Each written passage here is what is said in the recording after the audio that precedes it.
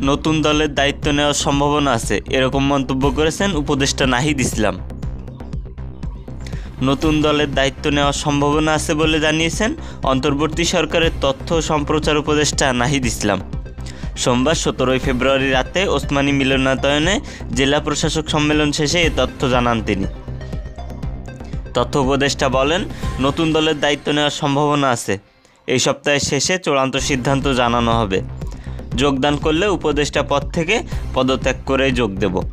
তিনি বলেন, চূড়ান্ত সিদ্ধান্তের আগেই কিছু মিডিয়া দলে যোগদানের বিষয়টি খবরে ছাপিয়েছে। আমার মনে হয়েছে কাজটি ঠিক হয়নি। আনুষ্ঠানিক কোনো সিদ্ধান্ত আসার আগে অনুমান ভিত্তিক নিউজ করা ঠিক না। এ সময় উপদেষ্টা বলেন, ডিসি সম্মেলনে বিভিন্ন বিষয় উঠে এসেছে। তার মধ্যে একটি হলো বিভিন্ন প্রেস ক্লাবের গ্রুপিং। আমরা জানিয়েছি যে প্রেস কাউন্সিলের সঙ্গে আলোচনা করে এ বিষয়ে সিদ্ধান্ত জানানো হবে। এছাড়া বিভিন্ন সময়ে ছড়ানো গুজব নিয়েও কথা হয়েছে। এদিকে বৈষম্য বিরোধী ছাত্র আন্দোলনের নেতৃত্বে দেওয়া ছাত্রনেতাদের মাধ্যমে আত্মপ্রকাশ ঘটতে যাচ্ছে নতুন ছাত্র সংগঠনের।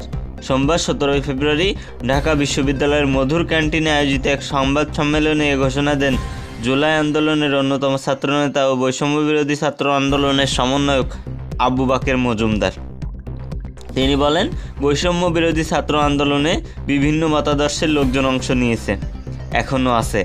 উদাহরণস্বরূপ হিসেবে যদি বলি, এই প্ল্যাটফর্মে ছাত্র দল, ছাত্র শিবির, ছাত্র শক্তি, বাম সংগঠন, ইসলামী ছাত্র সংগঠনের শিক্ষার্থীরা ছিল, এখনও আছে। আমরা মনে করছি জুলাই গণঅভ্যুত্থানের পরবর্তী সময়ে দুটি অঙ্গীকার হচ্ছে ফ্যাসিস্ট ব্যবস্থার সম্পূর্ণ বিলোপ এবং নতুন রাজনৈতিক বন্দোবস্ত। এই দুটো বাস্তবায়নের মধ্য দিয়ে বৈষম্য বিরোধী ছাত্র আন্দোলনের কার্যক্রম সমাপ্ত হবে। কবে নাগাদ সংগঠনটি আত্মপ্রকাশ হতে পারে এমন প্রশ্নের উত্তরে তিনি বলেন, এখন তারিখ ও নাম চূড়ান্ত হয়নি। জনমত জরিপ ও কর্মসূচির ভিত্তিতে রাজনৈতিক সংগঠনের নাম প্রকাশ করা হবে। এ লক্ষ্যে সরকারি ও বেসরকারি শিক্ষা প্রতিষ্ঠানগুলোতে যাওয়া হবে। গণতান্ত্রিক উপায়ে সংগঠনের নেতৃত্ব নির্বাচিত হবে।